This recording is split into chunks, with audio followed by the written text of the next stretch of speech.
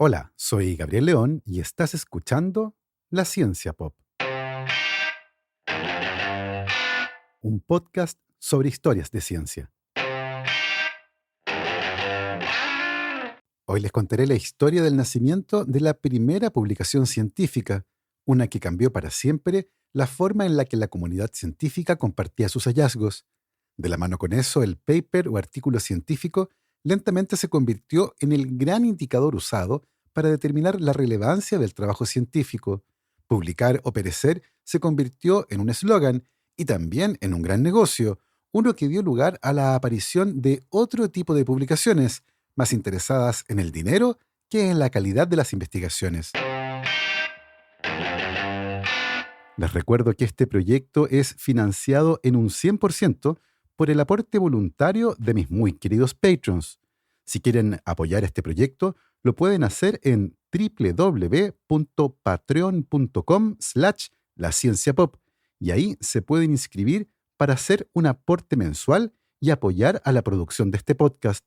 Como siempre, agradezco el apoyo de mis muy queridos patrons: Paola Oyarzún, el artista Ariel Guerrero, Rhonda Butler, Bruno Gisling, Silvana Cartagena y Gabriel Chimino, Andrea Méndez, Guillermo, Sebastián y Celeste Acuña, Edu Arnelo, Mr. Corner, Juan Francisco San Martín, Juan Pablo Cortese, Gail Jewell, Javier Ocaranza, J. Pérez, Matías Ichay, la familia Verdugo Enríquez, Andrés Arias, Martina y Gaspar Fernández, César Antonio Cid, la familia Moya Velázquez, Liliana Guzmán, Jordi Torras, Katia Ramírez, Rolando Cosio, Víctor Bucarey, Julio Serrano, Javiera Castro, Wolfram Gurlich, la familia Gallegos Iturriaga, Maricruz Ormeño, Los Piñones Guísica, Playita Restobar Guanaqueros, Joel Moya, Rodrigo Salas, Luciano Santana, Alecito Enríquez, Tumbo y Aceituno Crisóstomo, Manguito, Daniela Millavil,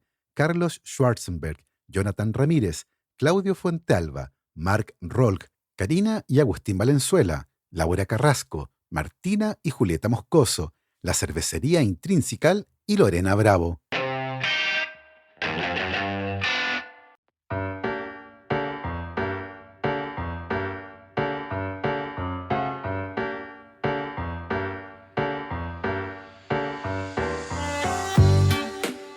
El verano de 1665 llegó sofocante y pesado a Londres, como si el aire mismo se hubiera vuelto denso y venenoso. La ciudad, normalmente bulliciosa con el ir y venir de comerciantes, artesanos y nobles, comenzó a vaciarse de pronto. Un miedo nuevo, más denso que el humo de las chimeneas, se coló por las callejuelas y los pasillos de las tabernas. La peste había llegado. Nadie supo señalar con certeza cuál fue el primer caso. Algunos hablaban de un cargamento de telas procedente de Holanda, otros de un marinero que desembarcó con fiebre en los muelles.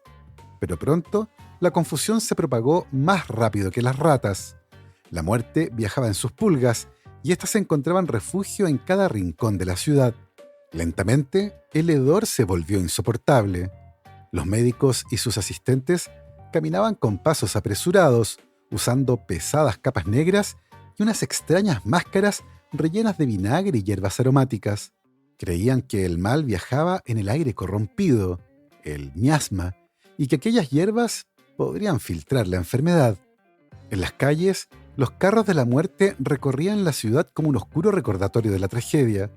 Al paso de las ruedas, el sonido de las campanas y los llantos de los niños quedaban atrás. Cada mañana, las familias descubrían con horror que uno de sus miembros había enfermado. La fiebre, la inflamación de los ganglios y a veces las extrañas manchas de la piel anunciaban un final casi seguro. Las autoridades de la ciudad, desbordadas y temerosas, establecieron medidas desesperadas. Ordenaron marcar las puertas de las casas de los infectados con una gran cruz roja y la leyenda «Señor, ten piedad de nosotros», una señal inequívoca de que allí adentro moraba la muerte. Los habitantes de esas casas quedaban atrapados en su propio hogar, vigilados por guardias que custodiaban las puertas para evitar fugas, para evitar la propagación de la enfermedad. A las fosas comunes llegaban cada día docenas, a veces cientos de cadáveres envueltos en sábanas. Las campanas doblaban sin cesar, el aire se llenaba de humo y el olor de los cuerpos en descomposición. Los ricos y poderosos huyeron al campo, llevándose con ellos la esperanza de sobrevivir. La corte abandonó Londres y el rey se refugió en Oxford, mientras la capital quedaba en manos de los pobres, los enterradores y aquellos que no podían marcharse. Los mercados se vaciaron, las tabernas cerraron y en las calles solo quedaban los pregoneros que anunciaban el número de muertos cada semana. En algunos barrios encendían hogueras con la ilusión de purificar el aire.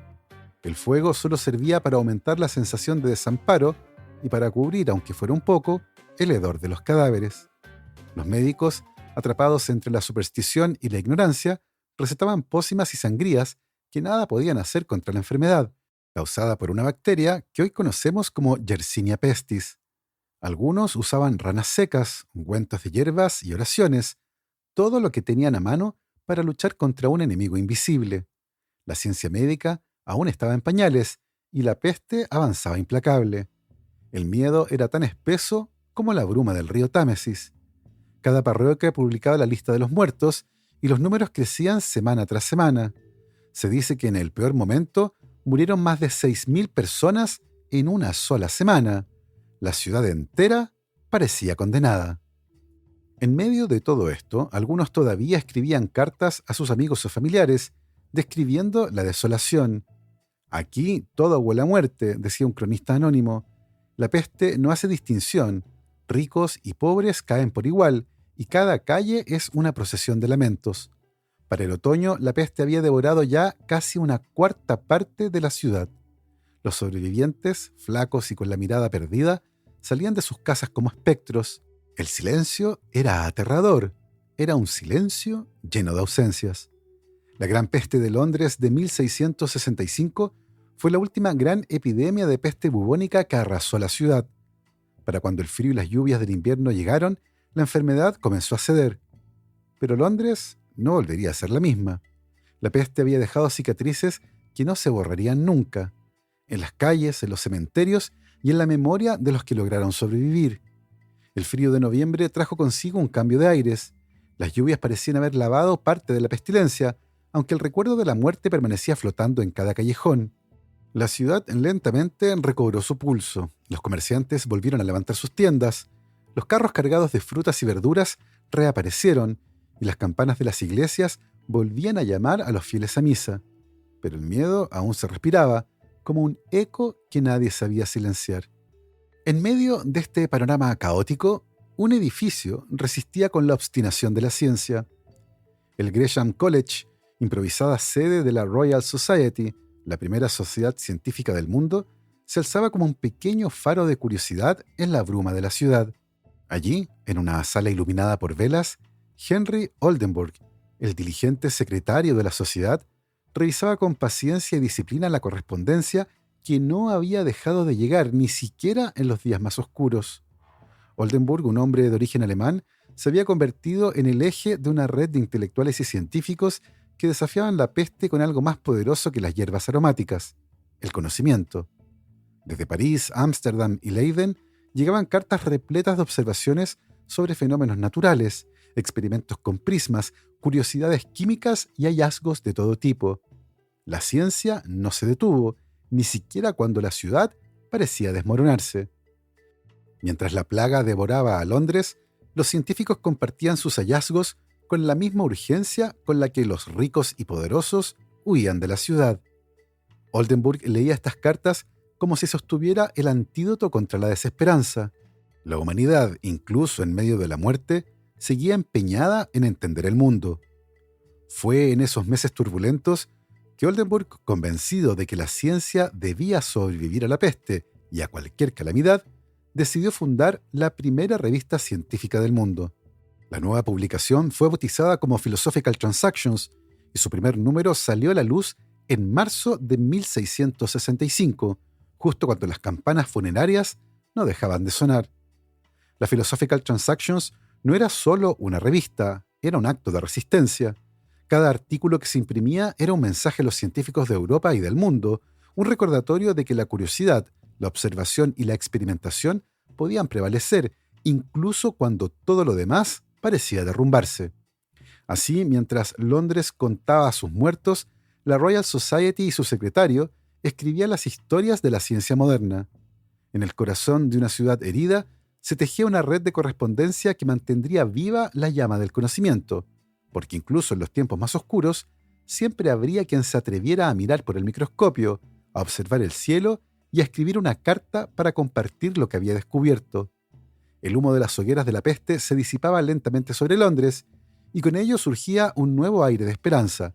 La ciudad había sobrevivido a su prueba más dura, y aunque las cicatrices quedaron grabadas en sus calles y en la memoria de sus habitantes, algo había cambiado para siempre.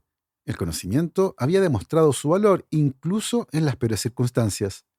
En la trastienda del Gresham College, Henry Oldenburg había dejado un legado que no se apagaría con la peste. La Philosophical Transactions se convirtió en la primera revista científica moderna, un espacio donde las observaciones y descubrimientos se transformaban en cartas públicas, compartidas y debatidas por la comunidad científica. Era la encarnación de la idea de que la ciencia no era una torre de marfil, sino un diálogo constante. Ciertamente, la historia de las revistas científicas no se detuvo allí. Con el tiempo, la necesidad de publicar se convirtió en un motor cada vez más poderoso. En 1869, más de 2 siglos después de la peste, el editor británico Norman Lockyer fundó en Londres una nueva publicación que se convertiría en sinónimo de descubrimientos, Nature. Su propósito era acercar la ciencia a un público más amplio, publicar resultados de experimentos y descubrimientos relevantes de forma casi inmediata en todas las áreas del saber y forjar un espacio en el que la ciencia dialogara con la sociedad. El primer número de Nature incluyó artículos de autores como Thomas Huxley y Joseph Hooker, y desde entonces la revista se convirtió en el lugar donde se anunciarían descubrimientos que cambiarían la historia, desde la estructura del ADN hasta las ondas gravitacionales. Mientras tanto, en Estados Unidos, el inventor Thomas Edison intentó crear una revista similar para promover sus propios inventos. Aunque aquella iniciativa inicial fracasó, años después, en 1880, el psicólogo James McKim-Cattell, con el apoyo financiero de Alexander Graham Bell, rescató aquel sueño y fundó la revista Science. Lo hizo con la intención de que sirviera de puente entre los científicos estadounidenses y el resto del mundo, y para ofrecer un espacio donde las nuevas ideas pudieran germinar y crecer. Ambas revistas, Nature y Science, se convirtieron en los pilares de la comunicación científica moderna, herederas directas del espíritu de la Philosophical Transactions, que por cierto sigue siendo publicada hasta nuestros días. Pero algo había cambiado desde los días de Oldenburg. Lo que nació como un espacio para compartir descubrimientos y correspondencia científica se transformó poco a poco en un negocio de grandes editoriales, con suscripciones, pagos por publicación, pagos por leer y márgenes de ganancias que rivalizan con los gigantes de la industria tecnológica. Sin embargo, la esencia de aquellas primeras cartas no se ha perdido del todo. Hoy, cuando un científico envía un manuscrito a cualquier revista científica, lo hace con la misma esperanza de que su trabajo, sus datos y sus hallazgos se conviertan en conocimiento compartido, en un paso más en la construcción de la ciencia. Y así, desde las cartas manchadas de tinta de Henry Oldenburg, pasando por los laboratorios victorianos de Nature, hasta los correos electrónicos con PDFs adjuntos de hoy, la ciencia ha seguido encontrando la manera de contar sus historias, incluso cuando las plagas, reales o metafóricas, amenazan con detener el mundo. Hoy, cuando un científico tiene un descubrimiento que cree digno de compartir con la comunidad, decide escribir un artículo y enviarlo a una revista científica. Pero lo que muchos desconocen es el intrincado laberinto que comienza en ese instante. El primer paso suele ser un correo electrónico con el manuscrito adjunto, acompañado de una carta de presentación breve en la que el autor explica por qué su trabajo es relevante y por qué debería ser considerado para publicación. A veces hay que declarar conflictos de interés, registrar datos y cumplir con una serie de normas éticas y de estilo que varían dependiendo de la revista. Una vez recibido, el manuscrito pasa a manos de un editor interno, que son expertos en su campo, pero que no suelen ser investigadores activos. Este editor decide si el trabajo merece pasar al siguiente filtro, la revisión por pares o peer review. Aquí comienza el corazón del proceso. El editor contacta a varios científicos externos, expertos reconocidos en el área específica del manuscrito. A menudo son investigadores que trabajan en universidades o centros de investigación, elegidos por su conocimiento y reputación.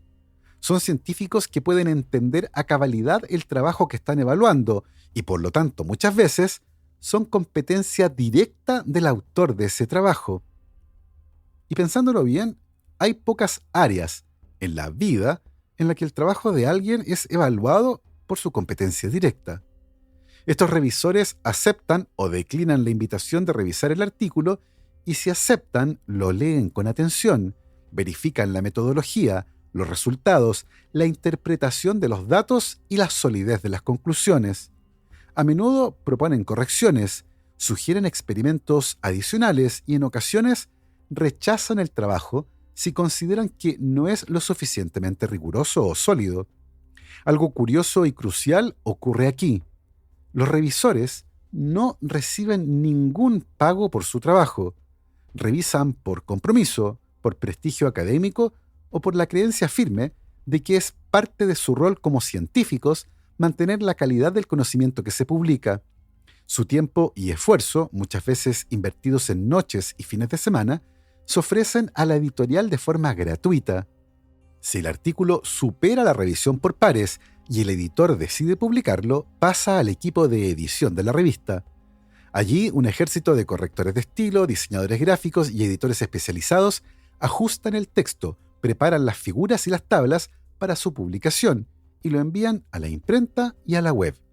Los autores, en la mayoría de los casos, tampoco reciben ningún pago por publicar su trabajo.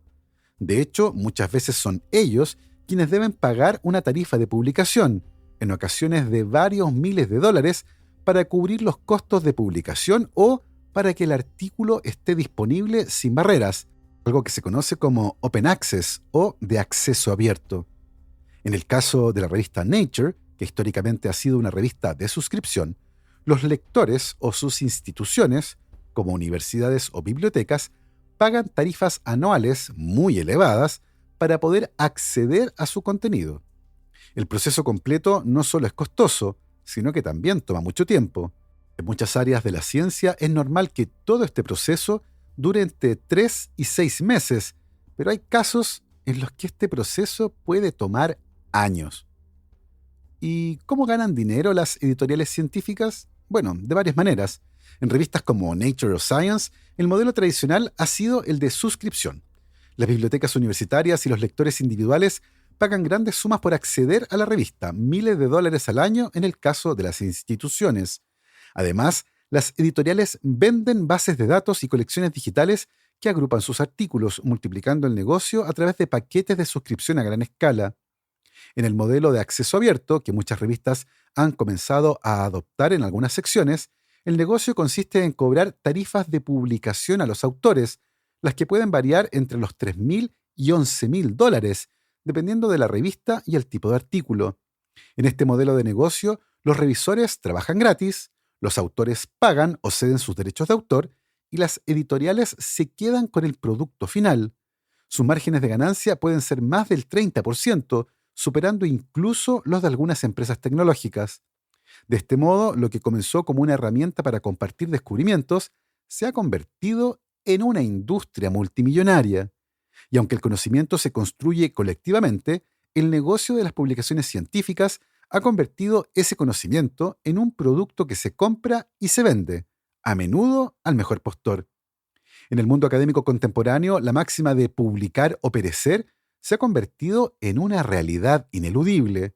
Investigadores de todo el mundo enfrentan una presión constante por aumentar su número de publicaciones, ya que éstas se han transformado en la moneda de cambio para obtener becas, fondos, ascensos y reconocimiento.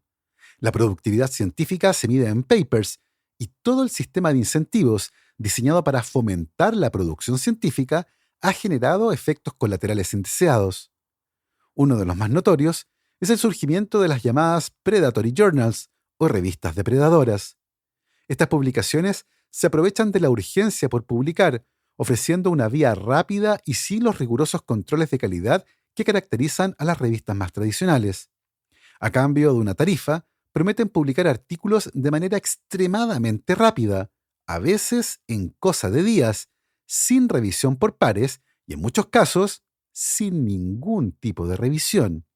Este fenómeno no es exclusivo de una región o disciplina. Se ha documentado en diversos países y áreas del conocimiento.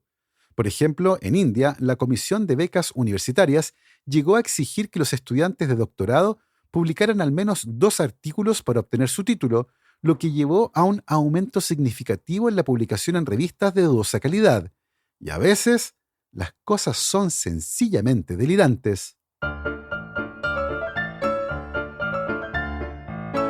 Hace algunas semanas se hizo viral la explicación de un experimento realizado por el periodista y creador de contenido español Carles Tamayo. Junto a su equipo, redactó un artículo completamente ficticio, titulado The Perceived Effect of Cannabis Use on Penile Growth in Humans, el efecto percibido del cannabis en el crecimiento del pene en humanos.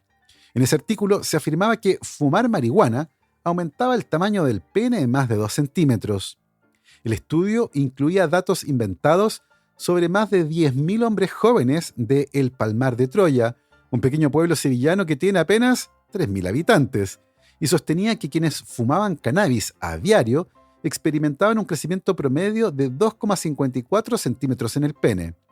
Para añadir un toque de sátira, los autores del estudio eran 2 jerbos, y la institución afiliada era la inexistente Universidad de la Charlatanería. El experimento de Carles Tamayo consistía en tomar este artículo, claramente ficticio, e intentar publicarlo en varias revistas académicas. Y fue aceptado por 6 de ellas, llegando a publicarse en 3. Las tarifas de publicación solicitadas variaban entre los 50 y los 2.300 euros. Este experimento puso en evidencia la falta de escrutinio y la motivación económica de las revistas depredadoras. La enorme facilidad con la que un estudio evidentemente falso fue aceptado y publicado demuestra cómo estas revistas priorizan el lucro sobre la integridad científica. Ahora bien, el caso de Carles Tamayo no es un incidente aislado, sino un síntoma de un problema mucho más profundo en el corazón del sistema académico. Resulta que la presión por publicar, combinada con la existencia de plataformas dispuestas a aceptar cualquier contenido a cambio de dinero, crea un entorno propicio para la proliferación de información no verificada y potencialmente dañina. Así, es fundamental que la comunidad científica y las instituciones académicas reevalúen los criterios de evaluación y promoción, priorizando la calidad por sobre la cantidad y fomentando prácticas éticas en la publicación. Solo así se podrá preservar la integridad y la credibilidad de la ciencia. Así las cosas, el verdadero peligro de las predatory journals no se limita a las estafas a científicos despistados o a las publicaciones de papers absurdos como el de Tamayo. Su mayor amenaza está en cómo ofrecen un atajo para que cualquier opinión o interés se disfrace de ciencia, ya sea de grupos ideológicos, think tanks o corporaciones. En un mundo que le otorga a la evidencia científica un lugar privilegiado en el debate público, las revistas depredadoras funcionan como fábricas de credibilidad instantánea. Para el lector no especializado, como un periodista, un político o sencillamente un ciudadano curioso, un artículo publicado en una revista depredadora puede parecer tan válido como uno publicado en una revista seria, que incluye procesos de revisión editorial que buscan garantizar la integridad de una investigación. A menudo, estas revistas depredadoras tienen nombres grandilocuentes como International Journal of Advanced Medical Research o Global Science Review, y lucen logotipos y diseños de páginas que imitan a las grandes editoriales. Así, un estudio financiado por un think tank o un lobby empresarial puede aparecer publicado en una revista depredadora con escaso o nulo control de calidad. Al hacerlo, obtienen un barniz de legitimidad. Ya no es un informe publicado en una oscura página web, sino que un artículo científico publicado en una revista. Luego, ese mismo estudio es citado por defensores de determinada postura a favor o en contra de un medicamento, una política ambiental o una regulación sanitaria, como si fuera una prueba irrefutable. El estudio aparece en la bibliografía de informes, en declaraciones de prensa o incluso en campañas de desinformación en redes sociales. El público que confía en la etiqueta de publicado en una revista científica a menudo no sabe distinguir entre una publicación seria y una depredadora. Esto confunde el debate, alimenta la polarización y hace cada vez más difícil para cualquier persona, para un periodista, para un político, sencillamente para un ciudadano curioso, separar el grano de la paja. La frontera entre lo que es ciencia y lo que no lo es se vuelve difusa, y en esta confusión se cuelan las medias verdades y las mentiras completas. En un escenario así, el concepto mismo de evidencia científica corre el riesgo de erosionarse. Porque si todo, hasta un estudio ficticio sobre el crecimiento del pene por fumar marihuana, puede encontrar un lugar donde publicarse, ¿cómo podemos confiar en lo que leemos? ¿Quién define qué es válido y qué es basura? Las predatory journals no solo estafan a investigadores inexpertos, sino que minan la confianza del público en la ciencia misma. Y claro, en un mundo que enfrenta desafíos como la crisis climática, pandemias y avances tecnológicos que exigen decisiones basadas en evidencia, esa pérdida de confianza es una amenaza que no podemos permitirnos. Así, cada paper publicado en una de estas revistas, cada estudio sin revisión, no es solo un engaño aislado, es un ladrillo más en el muro de la desinformación, un atajo para el lobby y un obstáculo para el conocimiento real. Así como están las cosas, no podemos permitir que el dinero compre la verdad. Hay historias que nos recuerdan que el ser humano siempre ha estado dispuesto a creer lo increíble mientras esté publicado. Durante siglos se habló en Europa de una planta maravillosa que crecía en las estepas de Asia Central y que en lugar de flores o frutos producía pequeños corderos vivos. Según la leyenda, de cada tallo brotaba un pequeño cordero, blanco y lanudo, conectado por un cordón umbilical vegetal. El cordero se alimentaba del pasto circundante hasta donde le permitía su tallo. Cuando agotaba la hierba, moría, y con él la planta misma. Este mito, conocido como el cordero vegetal de Tartaria, fascinó a exploradores y cronistas durante siglos. Plinio el Viejo lo mencionó de forma indirecta en su Historia Natural. Viajantes del Renacimiento lo describieron con asombro, y aunque hoy sabemos que aquella planta no existió y que el mito se originó en parte por la confusión con el algodón, la historia revela algo profundo sobre la naturaleza humana. Cuando una historia es lo suficientemente extraordinaria, la gente estará dispuesta a creerla, especialmente si encaja con sus expectativas, y especialmente si fue publicada. Hoy algo similar ocurre con los predatory journals, porque si en el pasado bastaba con una leyenda para convencer a los viajeros, ahora basta con un paper con apariencia de científico para convencer al público de cualquier cosa. Y así como el cordero vegetal de Tartaria lucía como evidencia de que el mundo era más mágico de lo que imaginábamos, un artículo publicado en una revista depredadora, con sus gráficos, referencias y jerga técnica, se presenta como prueba irrefutable de lo que sea, desde que fumar marihuana agranda el pene hasta que un suplemento milagroso cura todas las enfermedades. Todo puede publicarse con la misma facilidad con la que siglos atrás se publicaba la historia de un cordero vegetal. Cualquier cosa puede convertirse fácilmente en evidencia científica, simplemente porque tiene un número de identificación, un título rimbombante y un par de tablas de datos. Así, mientras el mito del cordero vegetal de Tartaria nos recuerda la credulidad humana y las predatory journals demuestran cómo esa credulidad puede disfrazarse de ciencia, algunas universidades han comenzado a tomar medidas. Para proteger la integridad de la investigación y de sus propios académicos, han creado políticas que prohíben, o al menos desaconsejan firmemente, la publicación en ciertas editoriales, cuyas prácticas han sido puestas en duda. Nombres como MDPI o Hindawi aparecen con frecuencia en las listas negras y las advertencias de las autoridades académicas.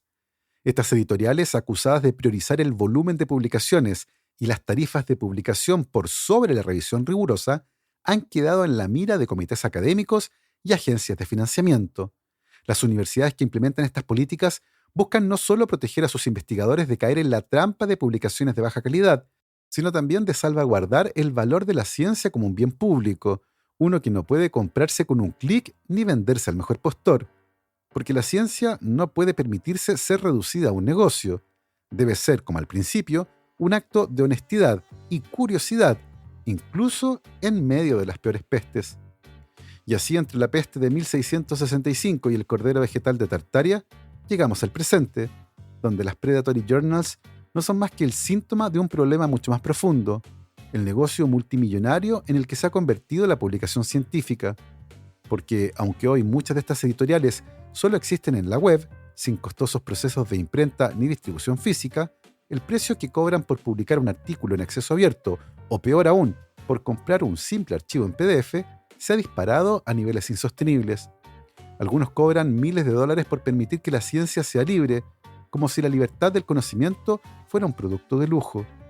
Y mientras tanto, las universidades y los investigadores siguen atrapados en una carrera donde el paper es la única moneda que vale, la llave mágica para conseguir financiamiento, ascenso y reputación. Hoy está cada vez más claro que este modelo de negocios y este sistema de incentivos tiene que cambiar. Después de todo, las publicaciones científicas nacieron como un acto de curiosidad, de pasión y colaboración, como esas cartas que Henry Oldenburg enviaba y recibía en medio de la peste, cuando la ciudad entera olía a muerte, pero el conocimiento, ese otro fuego, seguía encendido. Hoy quizás nos toque volver a encender ese fuego y recuperar la esencia de la ciencia, una herramienta para entender el mundo, no para engordar balances ni vender PDFs a precio de oro, porque la ciencia merece ser libre, rigurosa y honesta, y porque ahora más que nunca, en medio de un ataque persistente a la ciencia, el conocimiento no puede ser un lujo. Así hemos llegado al final de este muy interesante episodio. Espero que lo hayan disfrutado. Yo me despido, como siempre, agradeciendo el apoyo incondicional de mis muy queridos patrons: Cristian Oteiza, Alberto Montt y Laura, Germaín Araya, Ana Lucía Luna, Simón Castillo Riedemann, Luciano Cisterna, Ricardo Yáñez, Cristian Fraser, la familia Helfman von de Sauer, Giuseppe Carufo, David Pelao Pérez, Michelle Baró, Pablo y Milesita Villalobos, José Tanús, Pedro Castillo, José Luis Ulloa, Luz María Hernández, Marcela Martínez, Cristóbal Orellana, Diego Riquelme, Mauricio Silva, la familia Yuri Martínez, Claudio Oyarzo y Toña, Cirilo Fede y Pola, la familia Calanqueirolo, Alejandra Díaz, Fernando Araya, la familia de la Cruz Morales, Cosca y Banya, la familia Fuentes Schonfeld, la familia Tíes Ríos, Beatriz Geldres, Juan Catipillán, Paula Lagos, Sandra Marras, Giovanni Rosales, Olivia Artigas, Sergio Yuri Espinosa, Los Rojas Peredo y Mario Vicuña. Nosotros nos volvemos a encontrar el próximo viernes. Que estén muy bien, cuídense mucho, lávense las manos y por supuesto, que la ciencia los acompañe.